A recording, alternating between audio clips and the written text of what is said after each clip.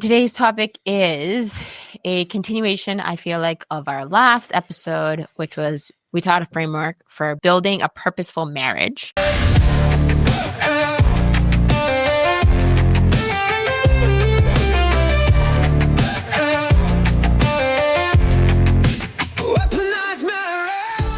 And one of the topics that we hit on a lot was something that I was really struggling to define, which is just like being emotionally safe with your significant other. Yeah, emotionally. Yeah. So why don't you just tell me, like, in the last 2 weeks, do you feel like I've made you feel emotionally safe? Yeah, I mean, at first it was like definitely didn't land the way that I wanted to. What? Because What didn't you land? kind of went back into your old pattern of like taking some what I was sharing and making it about you. Mm-hmm. And I had to interrupt that and explain that like all of these emotions coming up for me were, especially the onslaught of the amount of emotions that was coming up for me. I was very sensitive and getting, for lack of a better term, like triggered by a lot of things. For me to explore and get curious about was just feeling like since the loss of my dad, I just grew up as a kid, much more adult-like. Like I felt like I was grieving some sort of loss of that it was hard for me to explain to you. And instead, you went into kind of the fix-it mode. And I had to really step back and explain to you that I didn't want you to fix it. Okay, so I didn't make you feel safe. Well, so in other words, I didn't do a good job.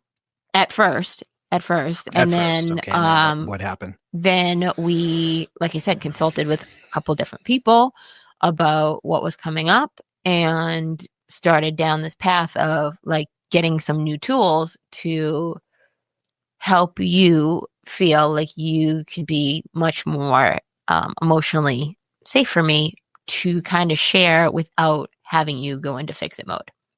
Yeah. And I think I'll share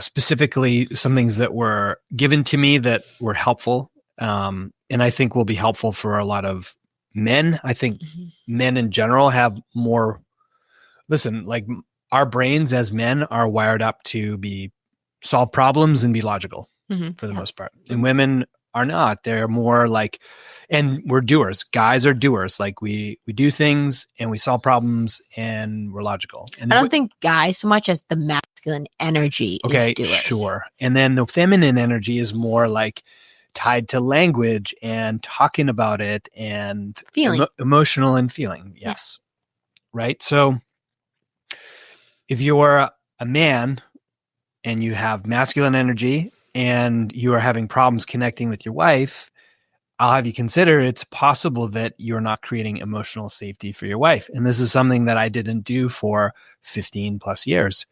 And I never knew what the fuck this meant. And you couldn't explain it to me. I couldn't read about it. I didn't know what the fuck this meant. So very simply, and I don't know if this will land for anybody else, what you were looking for was not just for me to just listen, right? Because you didn't want me to just passively listen and just be like, oh, I'm just like this fucking like sounding board that doesn't say anything, right? Yeah. It's like, okay, well, that's not really that helpful. The other thing is like, if I didn't do the work on myself, or I haven't been doing the work on myself, or I don't do the work on myself, inevitably you're going to get to a place where you're going to talk about things that are going to make me want to react. So in other words, like, I think that she's upset because she doesn't think our marriage is very good, is in a good place. And that's my fault. And I should feel bad about this or question her about it. Or she's upset because what I'm doing isn't good enough. And it's making it about me. Or I get upset about something you say. And then all of a sudden it turns into this chaos that you otherwise weren't anticipating and didn't want. But now you're like, oh, I tried to tell him about these things that were important to me, bothering me, the things I was feeling. And now he's made it into this fight. Yeah, which makes my story become what? I'm not safe. Yeah. So I'm not safe, or just don't share it.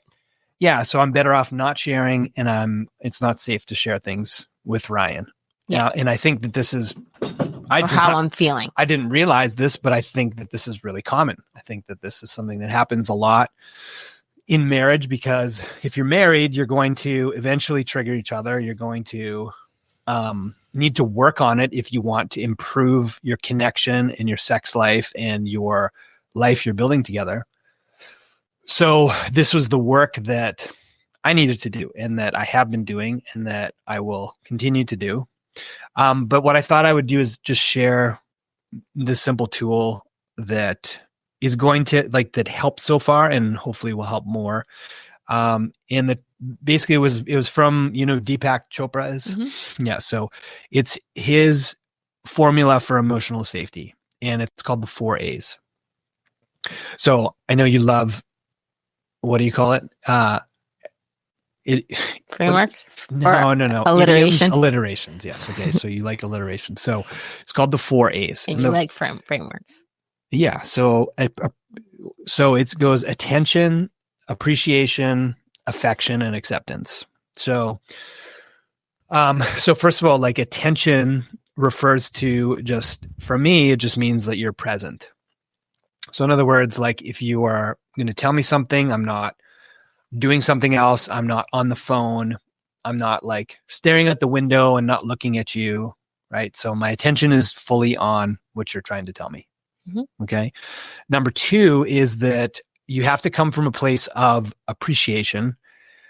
If you're not appreciating the person who is speaking to you, then, it's not going to be received well. I don't think. Like, if you're not willing to receive something from someone's perspective that you love and respect and trust, then it's just not going to land. So appreciating the other person, and then affection. So affection doesn't mean just physical. Obviously, like, it could mean like you're physically close to one another. You're, giving that person a hug. You're touching their leg. You're just making them feel like the actual physical space is safe. And then acceptance. So this is the part that I had the hardest time with. Like, the other 3 aren't that challenging for me, but the acceptance piece was the one that I had to work on, which was what the person is sharing with you is something that they're telling you out of, like, because they trust you and they love you and they want to be known by you. But that means that what they tell you, you have to just, like, take on and not react or respond to it. So first of all, like, don't try to give advice or fix necessarily. Like, you have to take your, like, especially if you're somebody who is like a problem solver at work, like I am, like, my job is to be a consultant and an advisor and a coach all day long. And then I'm always trying to help people solve problems. But when I come home and you're sharing with me something, let's say about your mom, for example, mm-hmm. like, you're not looking for me to, like, come up with the solution necessarily. You're just looking to be, like, heard. Mm-hmm. So, or how I say it now is, like, get it out of my system. Yeah. Because I grew up always suppressing and stuffing emotion rather than expressing it. Yeah. And I think that happens to both men and women, boys mm-hmm. and girls. Like, I think for boys especially, like, stuffing emotion is something that's really, I think, commonly practiced. And I think it's also it's a very common trauma response, right? For a lot of people, is that, like, hey, like, the way that how it shows up for me is that, like, I will suppress emotions by being busy. Like, I'll have something I have to go do, or something that, like, a project that I like all of a sudden need to pay attention to or need to complete. Because that's the way that I've learned to stuff, which is, if I'm busy enough to not feel it, then I don't have to experience it. Mm-hmm. Yeah, which is a spiritual bypass as well as suppression. Yeah. So with this framework, I think that this is helpful for me, at least. Like, okay, this is what holding space means. It's these 4 A's. This is this framework. This is what you have to do. And this is how mm-hmm. it works. And just on the last piece, which is, like, the acceptance piece, it's not only, like, don't fix things, it's also don't be reactive to things. Especially when when you want to take things personally or make things about you, referring to myself, then just doing whatever it takes to just not do that. Which is difficult. I think especially if it sounds like it's a complaint or it's like something that you're unhappy about that I feel responsible for or that I could be responsible for. I think that the more that I practice this, the more you'll feel more emotionally safe and want to share these things with me. And I think, so here's where the you don't really know that this is how it works out, but it does, is like, if your wife feels more emotionally safe and she can talk to you and trusts you and thinks you're funny and you're a safe person, then they're going to be more likely to be attracted to you and want to have sex with you. And ultimately, I think that's what a lot of guys want. And well, here's the thing. What's the main symptom in marriage of emotional unsafety? What do you think? When the wife doesn't feel safe in their marriage, what's the number one symptom? Oh, they probably don't have, they have a sexless marriage. Exactly. So this is what I'm saying. You want to fix your sexless marriage. It's not like, oh, we need to go buy more sex toys, or, oh, we need to I don't know, take a vacation. We need to go on a date night. Maybe we should separate. Maybe I think. Well, no, that's not going to fix it. But no, because people think, oh, I'm saying maybe you're not the right person. Yeah, but I'm saying way before that. Way before that, if you're like, wow, we're having sex problems, let's. Which is very common. Yeah. And I'm not saying date nights, vacations, sex toys, those aren't all great and fun and important, but a problem in a lot of cases is that there perhaps isn't emotional safety in the marriage, because that's much harder to define. But I was like, hey, I didn't really know how to define that even to you. So could we explore? Well, I don't even know if you ever knew that was part of our problem. On the top of your brain. Oh, 100%. What? I knew that was part of the problem. And part of the problem is that you have a reactive personality and I have an avoidant personality, right? So I am someone that will avoid confrontation, and I can tell you exactly full circle example of this. Yeah, so those were the symptoms of the emotional unsafety. Whatever, unsafety. I don't know. What the fuck? So I would avoid telling you things because I was afraid of your reaction. Right? And then I constantly was getting support of evidence of that story. If I shared something with you and you didn't like it, and you would how you would respond and react was you would turn it around.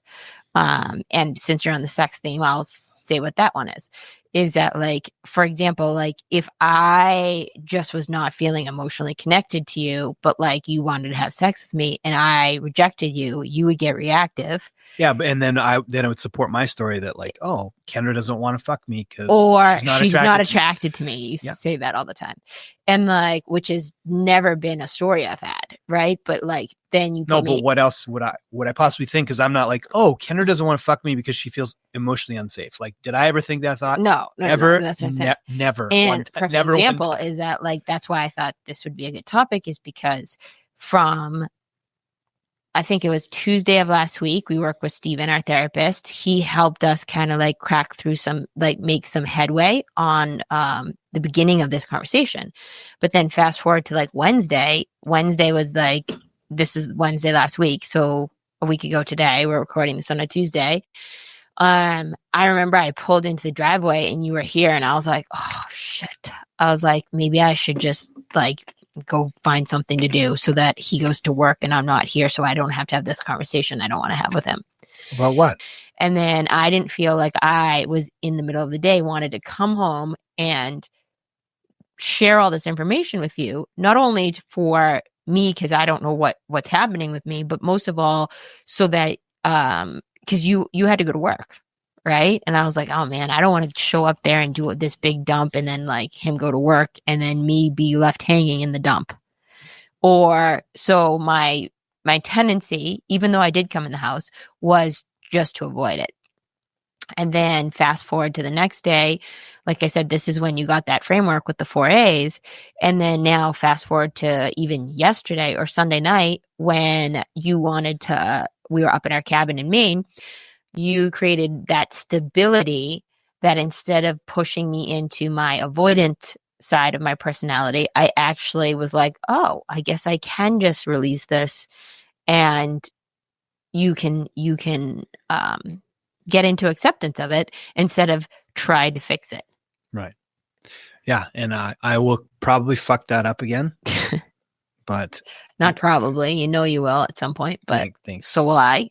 Just the more you continue to do work on yourself, the more you have available to give to the relationships that matter. Mm-hmm.